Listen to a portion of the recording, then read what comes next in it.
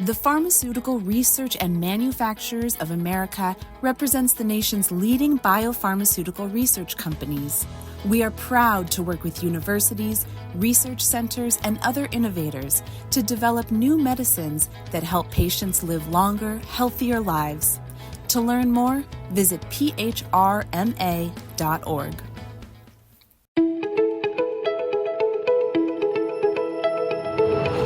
You're listening to Autumn on the Air, the weekly podcast that brings you conversations about the impact of research commercialization and the people who make it happen.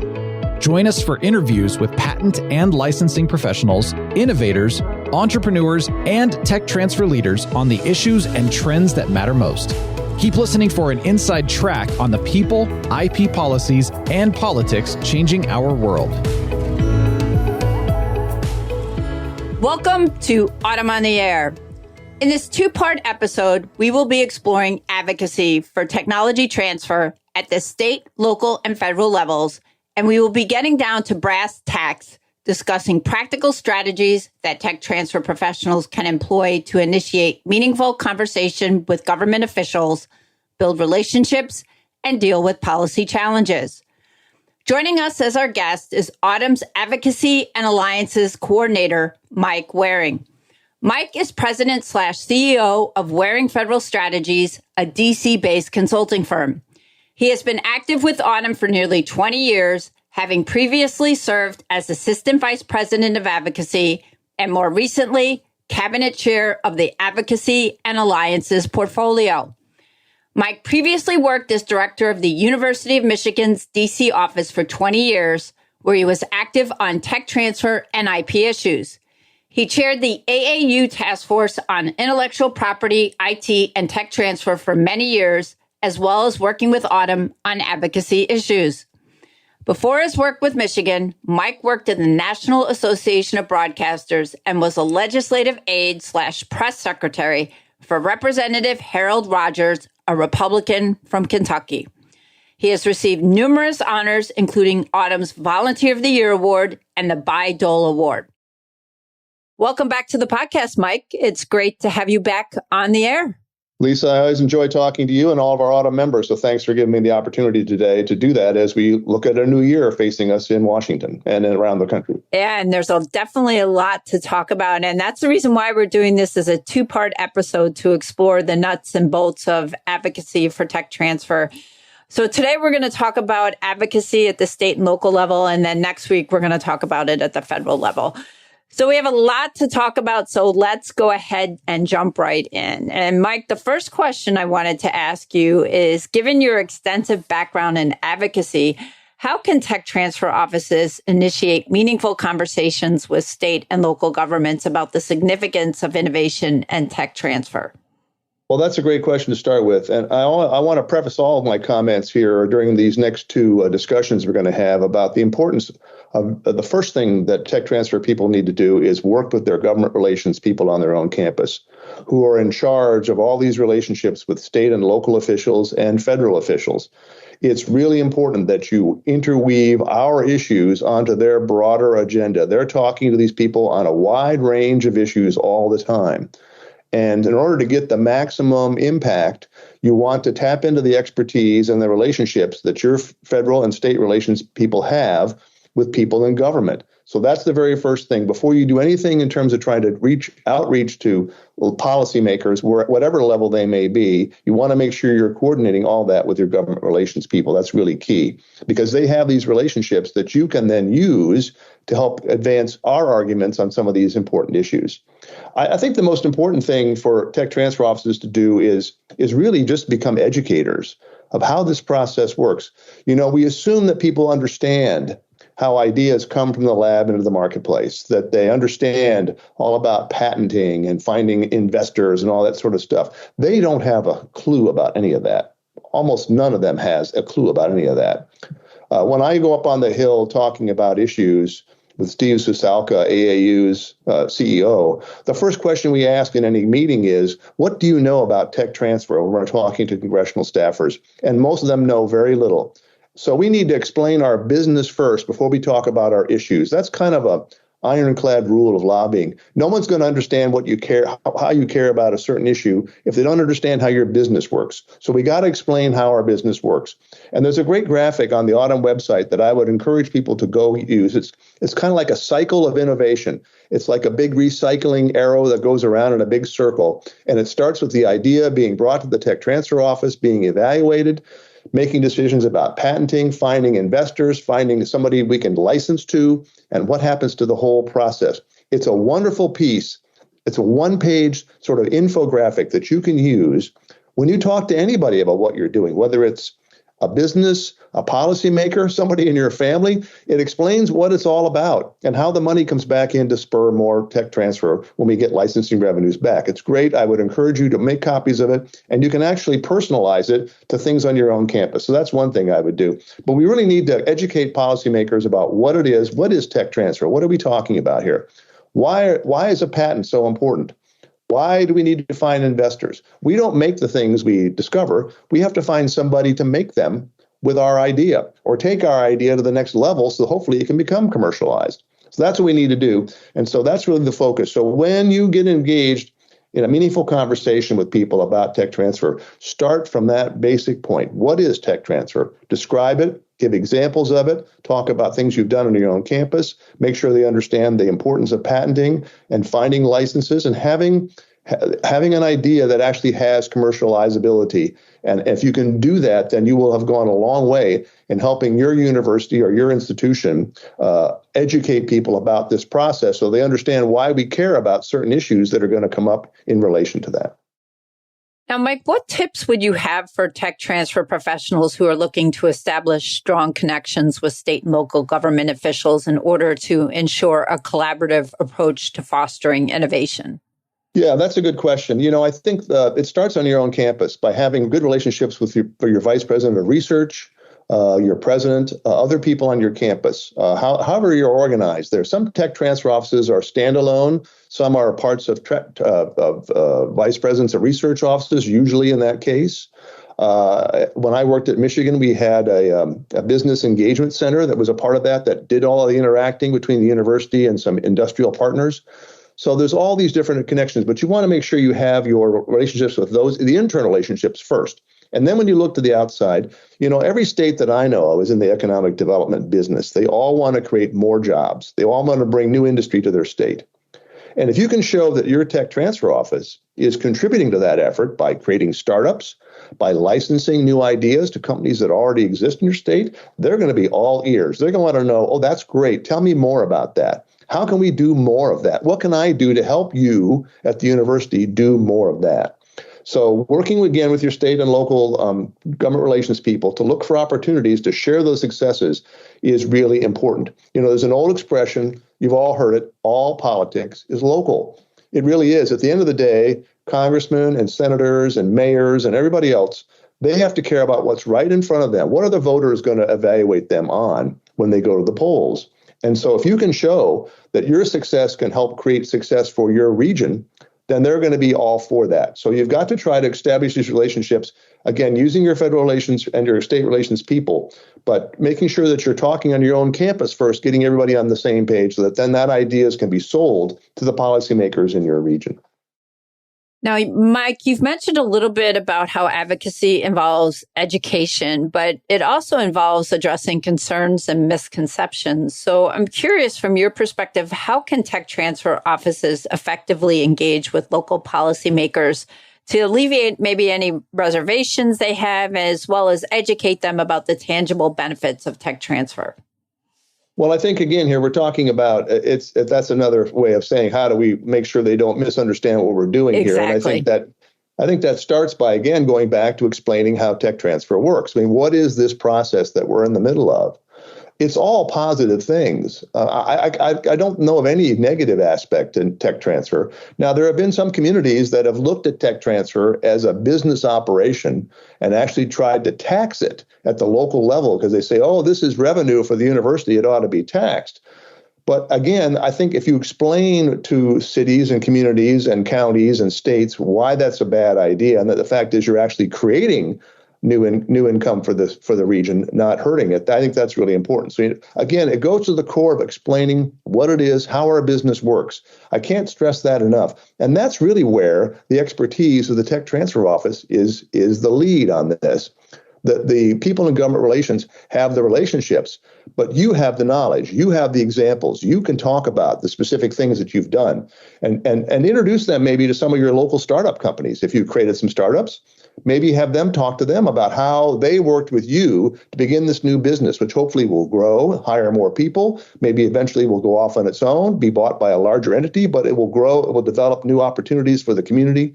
And again, if there are public events that you hold every year, or things you can do in the community, see if your government relations people can help you invite in the mayor, the city council, your congressman, whoever, to come see this and understand these things. Once they see these things in the flesh, we put a face on these things. It's not just some abstract idea now. We're actually creating real people, real jobs, new companies, that sort of thing. I think that really has the best impact in terms of trying to alleviate any concerns and really educate them about the real benefits of tech transfer. Absolutely. And a follow-on question to that is, not surprisingly, states and local governments often have their own unique policy landscapes. You've alluded to that a little bit. How can tech transfer professionals navigate these specific policy environments to promote a conducive atmosphere for innovation?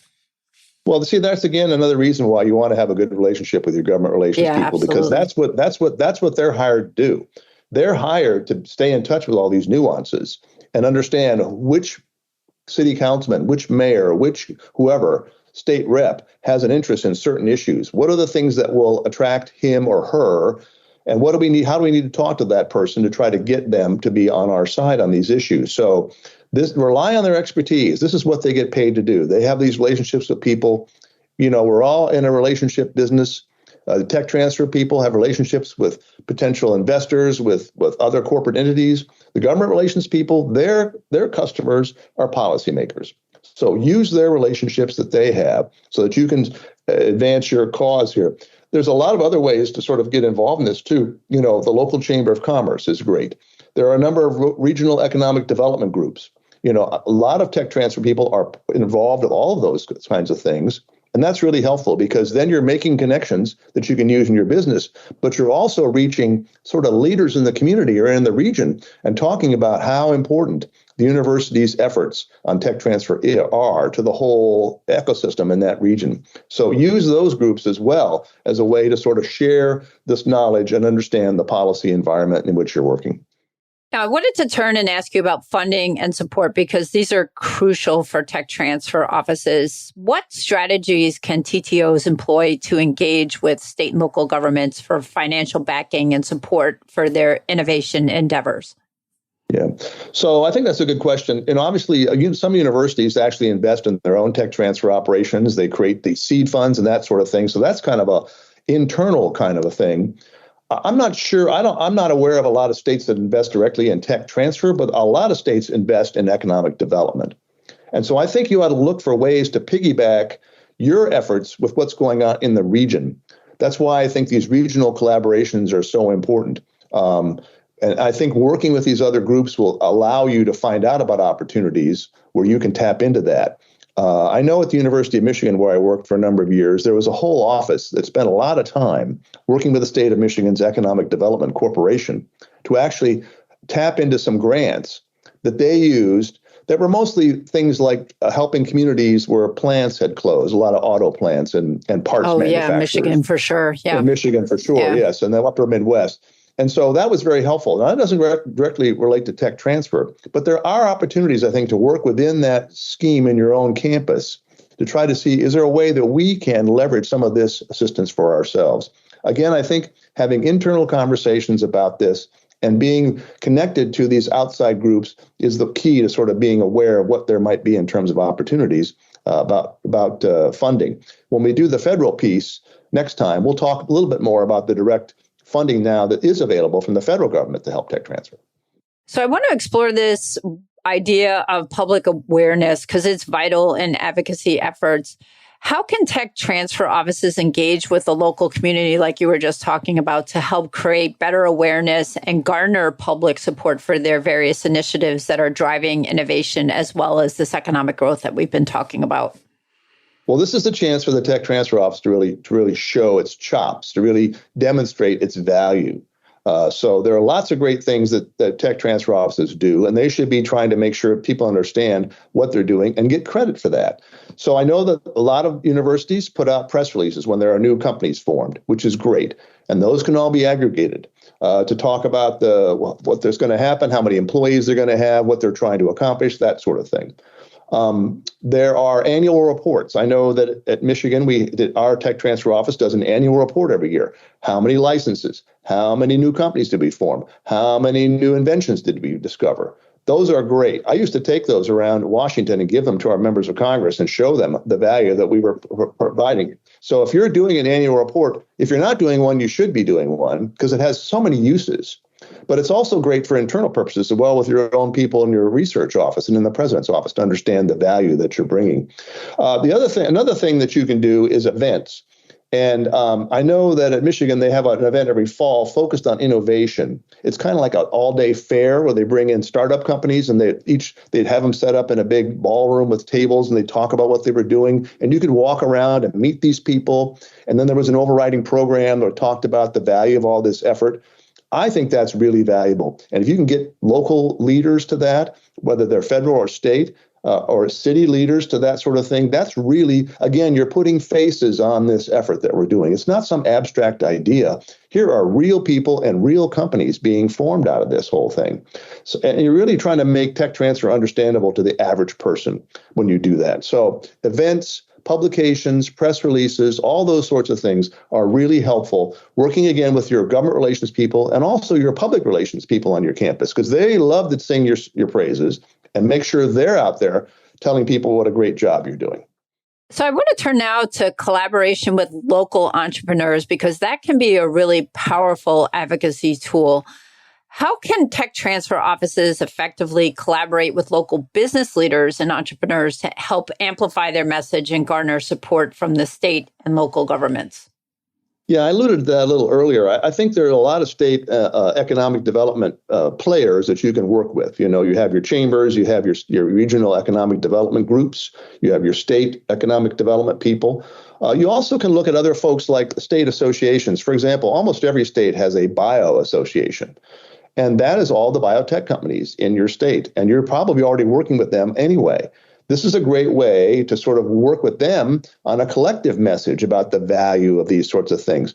In the past, for example, in Washington, we've worked with those groups to sort of make sure Congress understood that some of these things that might be not helping new discoveries in the medical field were not just our view, but they're also the view of the people who are actually trying to take those ideas to market.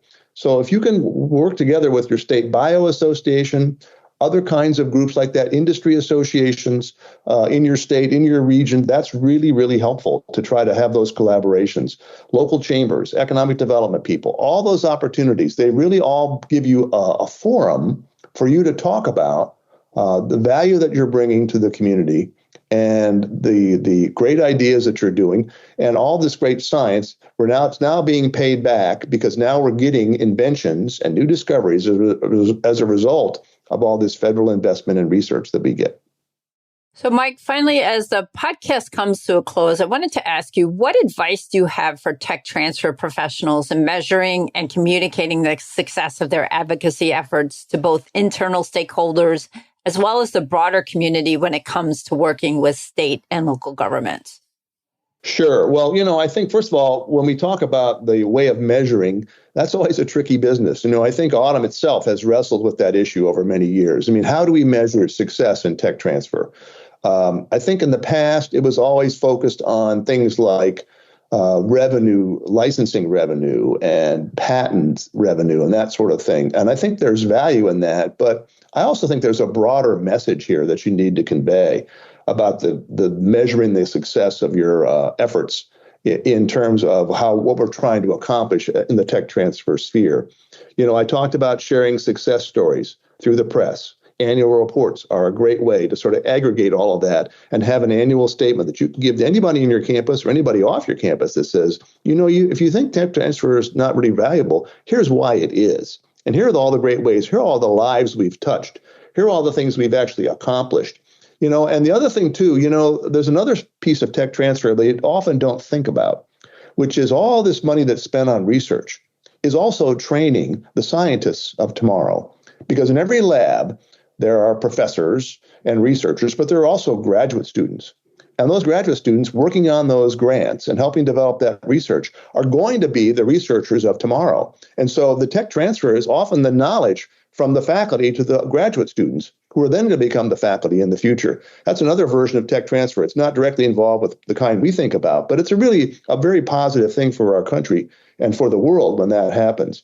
Make sure that your university leaders understand this as well. You're sharing this information with them. You want them to be advocates for you. You want the president to be able to go around when he or she is on at the state capitol or at the city hall to say, we really made a real impression here, an economic value that we've had to the region. Here are some of the things we've already been working on. Arm those people with ideas, examples, success stories. And again, work out with your government relations people how to make the most of these success stories. They love to go and tell your great story. They need your great story. It buys them a positive image. A positive image is the best. It's the currency that lobbyists use when they go to try to make advocacy work, whether it's at the state or local or federal level. So the more you can make your university or your institution a prominent and positive member of the community, the greater you start in that process in terms of the eyes of people you're trying to influence there. So it's great.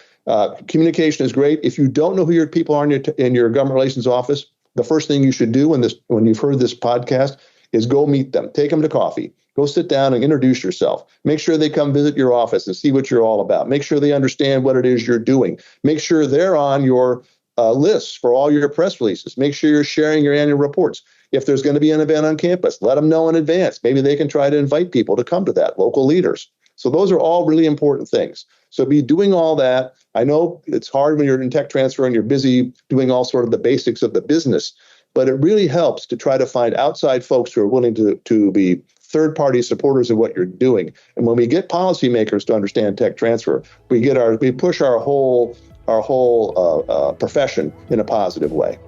That's absolutely fantastic advice. And Mike, I can't thank you enough so much for your time today and for sharing your insights on advocacy at the state and local level. That's going to bring us to the end of this episode. Thanks so much, Mike, for sharing your expertise during this informative discussion on advocacy for technology transfer at the state and local level. To our listeners, I hope you found this episode to be a valuable resource, whether you're a seasoned tech transfer professional or just starting in the field.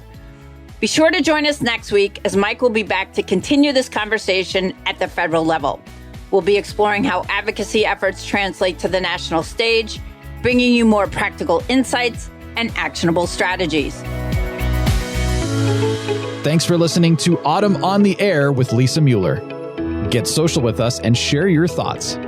You can tweet us at AUTM or visit us online at autm.net. We'll be back next week on the air. Be sure to join us.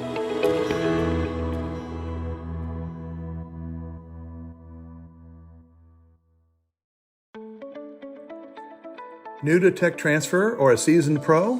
AUTM is the global member organization for tech transfer and is here to help you get connected, get smart, and get ahead. Whether you work in academia, research, government, business development, corporate engagement, or startups, AUTM is dedicated to supporting you through education, advocacy, networking, and promotion. Join and you'll receive 20 free live webinars, as well as meaningful discounts on meetings and courses, insider access to a vast network of colleagues to help you through challenges, and align on new technologies and the university decision makers who license them. Membership is open for 2023. Join us.